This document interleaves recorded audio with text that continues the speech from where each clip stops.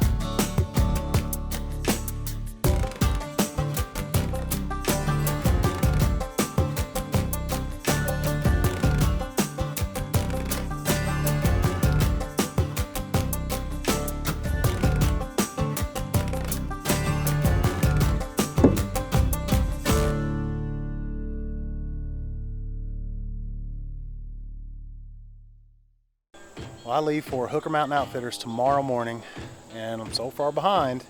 Once again, every single year I'm behind. I had to get this food plot planted behind me, you see here. This is the strip plot. I've talked about this food plot a lot. It's one of my favorite spots to hunt here on the home farm. I planted clover in it this year, and it just did terrible. It was just really hot and dry this summer, and you can see behind me, the Johnson grass just took over, basically. So I just come in here and tilled up a small little area in this strip plot. My stand is going to be right up in that tree right there, and I put radishes in here. Radishes needed to be in the ground about a week ago, but with my real job, my work schedule, and weather, actually, I just couldn't get it done. We finally started getting some good rains here recently, so now's the first time that I've been off and it's been dry. But you can see behind me, it's just a perfect seed bed. You see a lot of debris in there. I tilled in a lot of that Johnson grass. Again, the plan was to mow it off, let it die, get low, come in here and plant it, but it just didn't work out.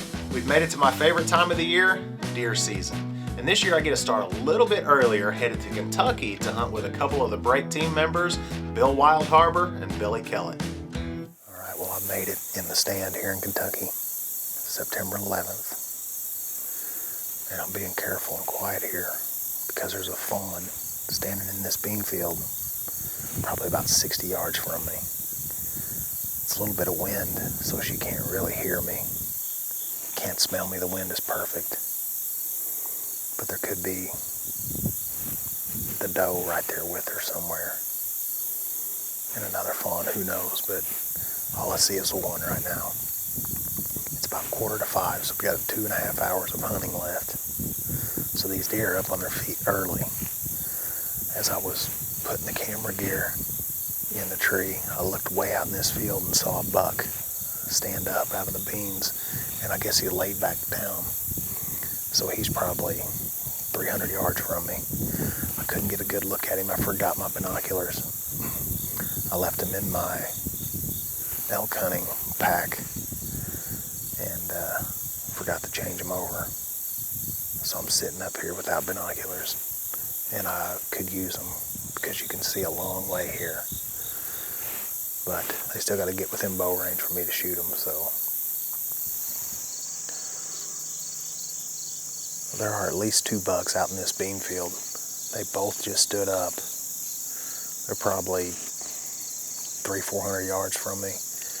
I can't tell what they are, how big they are, I should say. I don't have my binos. I'm trying to look through my rangefinder, but it's not a good enough zoom.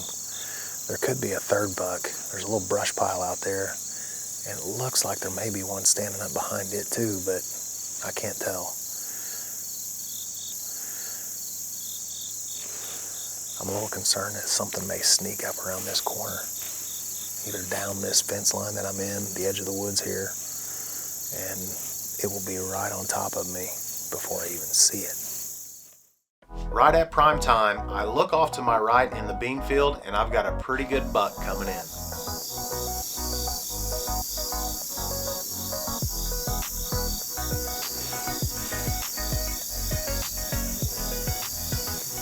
I tell you, this buck tempted me more than once. My first thought was, he's young. Then he would turn another way and I would think, I'm gonna shoot.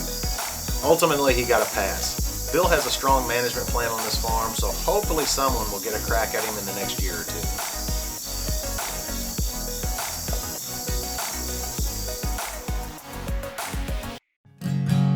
For as long as I can remember, the Browning name has meant something to people in the outdoors.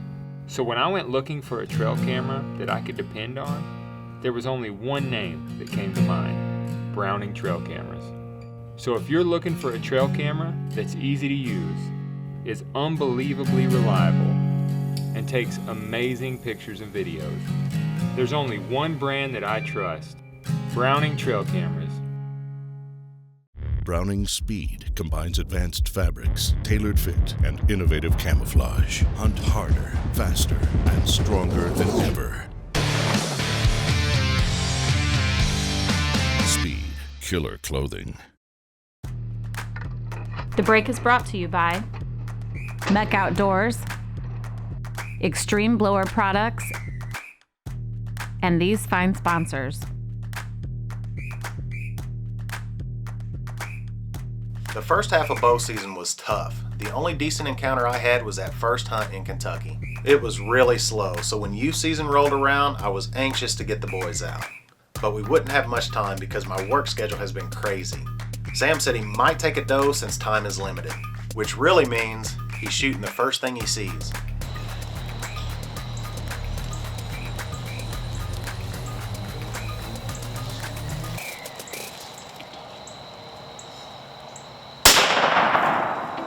I got her. Oh my god. She bled bloods. Yes! She bled so hard. Let's go. Let's go.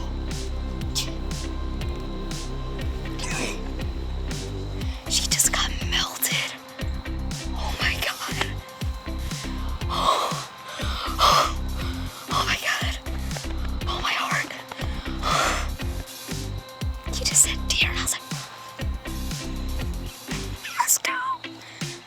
Oh, that just went from like 0 to 100. My ears are ringing so much. That just went to like the worst stage to the best. First a bird poops on your leg and now we have a deer. Oh yeah, there's one.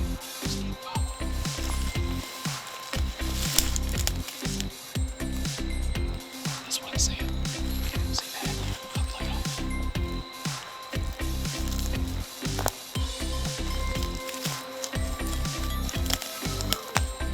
That tree. Huh? That tree. Oh yeah.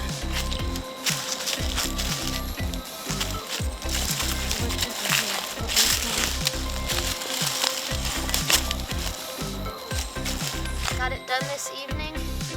This was the last day in the week of youth season. I wouldn't have had much more time to hunt, so I just decided to take anything I could get. And this doe came right as the last minute. This day went from about nothing to now I got a deer in my hand. So I'm really happy with this doe. I'll take it. And yeah, tune in next time on The Break. Well, it is the opening day of Missouri firearm season.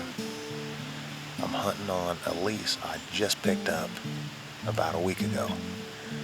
This is the first time ever hunting on it. First time I ever set foot on the property was yesterday. This farm has been logged all year long. So, you know, a lot of the deer will run out of here during the logging process, but hopefully they move back.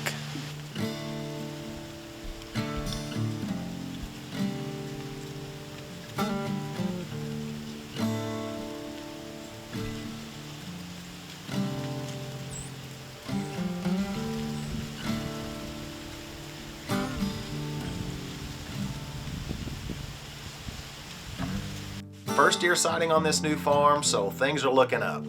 Then a coyote comes out. Should I let it go or shoot?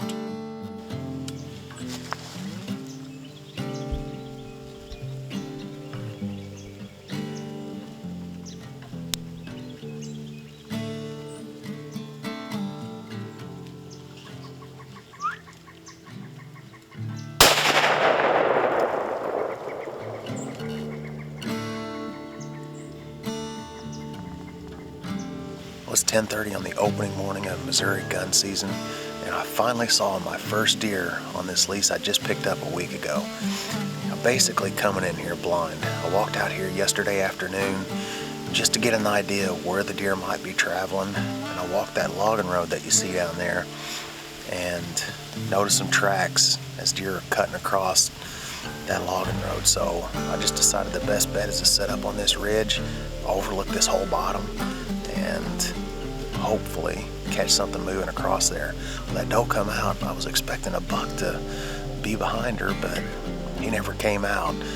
She walked into that thicket and across the creek over there, and then a coyote come walking down this road, and I'll never pass up an opportunity to kill a coyote, even on the opening morning of deer season. So glad to get him down. Now I'll just sit back here and hopefully catch a buck cruising across here. That's all we can do. It was good to kill that coyote, but as far as deer hunting goes, the struggle continued. It's been a rough 2 years for me on the deer hunting side. Our veterans and those currently serving have selflessly volunteered for duty and risked their lives for the benefit of all Americans. With this in mind, the Niestedt Foundation was established to show gratitude for these individuals by providing the opportunity to participate in unbelievable outdoor experiences. Each event we organize is strongly rooted in our 4 guiding principles: respect, integrity, connecting individuals, and empowerment. Visit niestedt.org to discover how you can create a brighter America for those who have sacrificed so much.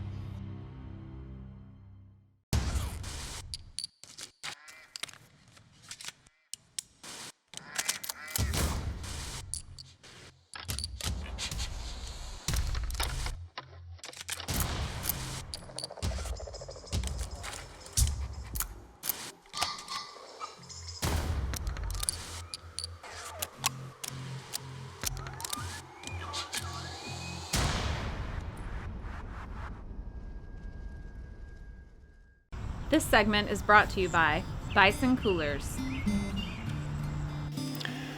Well, here I am, set up for the afternoon hunt on the second day of Missouri's firearm season. I've actually been here for a few hours already. I just haven't done an interview because I'm sitting here stewing because I'm frustrated about deer season, deer hunting. It's been a rough 2 years for me on the deer hunting side. I've hunted a lot. No, last year I hunted a lot.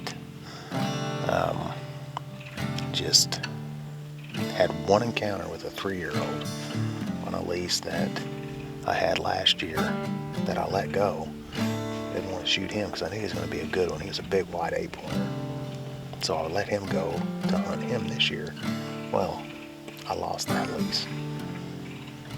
A landowner decided to let a friend hunt it this year, and he was going to give me another piece of property to hunt instead of that one. Another lease I had in Missouri last year that I thought was going to be great turned out to be horrible. I think I sat 10 times in a row on that place and never saw a deer. And then out of sheer frustration, I finally saw a 2-year-old buck that I decided to shoot. At that point, I decided I'm going to kill the first thing I see on this farm. And he showed up. So he got the hammer dropped on him, and I never set foot on that place again. But at least I got some meat for last year out of that place. I've got the home farm, but I haven't had a buck to hunt there the last 2 seasons. There's been nothing mature there, nothing over 2.5 years old. This year, there's actually a couple of 3-year-olds on that place, on the home farm. They're both in the low 130s, high 120s as 10-pointers, so they could easily put on 20, 30 inches next year. I picked up this lease basically sight unseen. I said earlier, I picked it up about a week ago. It this roughly about a week ago, week and a half now. There's deer on here. I see tracks, but I haven't seen anything move through here during daylight. People are killing deer around here. They're just not on this farm. And it has to be because they log this thing. And I mean, they just strip cut it all year long this year from spring to fall. For Illinois, I tell you, it's also frustrating over there for me too. We had, at least last year, there was one really, really good buck on there. Joey ended up killing him right at 168, 167 and some change, I think, if I remember. This year in Illinois, I got back with on Craigslist, and you know, haven't been anything over there lately, so I didn't even buy my bow tag over there. I was just gonna hold out for gun season. We planted food plots over there. We put up a couple banks blinds, and I forgot to apply for my gun tag over there. Normally it's not a big deal because there's some over the counter, so I didn't really think about it being an issue. Well, I went to buy my tag over there and they sold out. Fortunately, I got a couple buddies in a different county that had some tags available over the counter, so I bought one of those, and at least I'll be able to hunt in Illinois firearm season. So maybe I can get something done next weekend, next Friday, this coming Friday actually. But Missouri has been a bust. I don't know what's going to happen in Illinois. Again, going in there sight unseen this year. My buddies tell me there's some good bucks over there, so I'm relying on them to kind of point me in the right direction, and maybe we can make something happen. But after tonight, if I don't kill this evening, I'm going back to work. I've got time off for this week, but as bad as it's been on this farm, I'm not going to waste my precious days off because I only get a few of them sitting at this place. So yeah, it's back to work for about 4 days, and then I'll have a couple days off, and it should roll right into a Friday, Saturday days off. And then I can have 2 days in Illinois and hopefully get it done and end this slump that I am currently on. It's frustrating.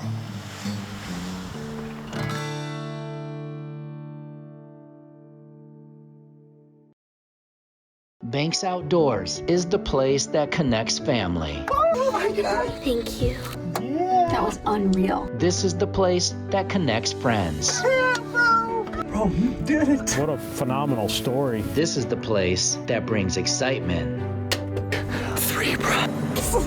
You got it. Most importantly, this is the place where memories are made. Buddy. Dad, I will never forget this moment. Neither will I, buddy. Neither will I. Why do I shoot in Indian Creek?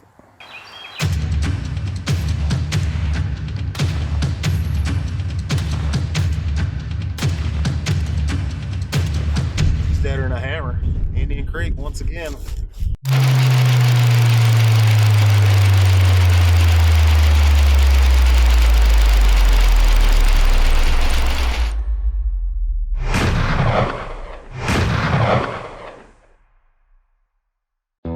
This segment is brought to you by HHA Sports. It is the second day of Illinois gun season. It's my first day hunting. I had to work on Friday, opening day. I was out of town on the train. Got in late last night, so I'm just getting out. It's about 11 in the morning. I'll make my way back in here and sit for the rest of the day, and then do an all-day sit tomorrow if need be. So I'm going on past experience here. This little corner 3 years ago had a big 8-point hitting this mock scrape, this little area in here. I had set up. He's probably 160 maybe as an 8-point. And he wasn't the only big deer in this little area. It was actually a big 6-point. I know he is at least 7 years old. I'm sure he's dead and gone now. I'm just gonna head deep into the woods and no, not real deep, maybe a couple 100 yards into this area here and just see what's in there. Sit up on a ridge and hope I can catch some movement as we're crossing these ridges and searching for does. All right, I got to this point. I'm only about halfway as far as I wanted to go, and walking this creek bed in here, and I saw a doe. I may have jumped her, I don't know. She may have just been chased, but there was a buck tailing her. It looked like a decent buck. I'm not exactly sure how big, but I saw 4 or 5 points on one side. So I got my camera set up here, and I'm gonna try to ease my way in. Again, I'm almost where I wanna go. I need to go another 100, 150 yards maybe. But as I'm sitting here setting up my camera, another spike come down, and he almost ran on top of me here. He saw me and blew and took off, but his nose was aground. So there's a hot doe in here, and I'm gonna try to ease my way back and not blow her out. So I can't set up here. I just can't see anything right here. It's too thick. I need to get on the other side of this little bottom here and on the side of that ridge right up there. We should be in the money. All right, set up and ready here. It's November 17th. I didn't see that buck or doe coming in any further, so she may have seen me. I don't know. She didn't put her tail up and run, but she definitely moved further back in the woods here. May have went up that ridge.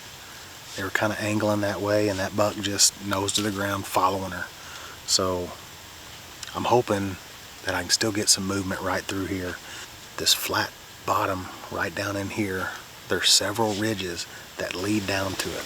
But the problem is it's so thick, they're gonna be right on top of me for me to get a shot. If I'm able to squeeze a shot through, the footage isn't gonna be terrible. So I apologize for that, but I'm hunting old school today, sitting on the ground, and probably not gonna be too concerned if I don't get good video footage. I'll get the camera pointed in the right direction and try to zoom in, but otherwise I'm on the gun and I've got to kill, because this has been the toughest deer season I think I've ever had.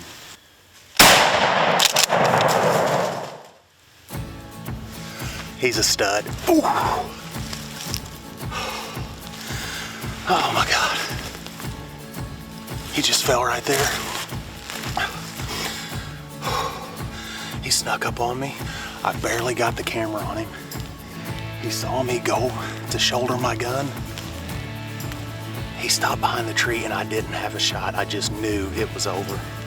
And then he just put his head down and walked behind that tree, from around that tree, and he gave me a 1/4 away shot, walking away, and I drilled him. He dropped right there. Take a look at that. This year has been such a struggle. And then top everything off, we did a lot of work on our lease. I put a Banks blind out there, and I just got busy and forgot about the application process, and all the tags were sold out. There was some over-the-counter tags, leftover tags for Alexander County here in Illinois, and I called a couple of good buddies of mine from college, Tim and Todd, and they were gracious enough to let me come out on their place, and this is the result right here. I can't wait to get him home and show everybody and get some pictures posted, because it has been a struggle of a season. Super proud of this buck.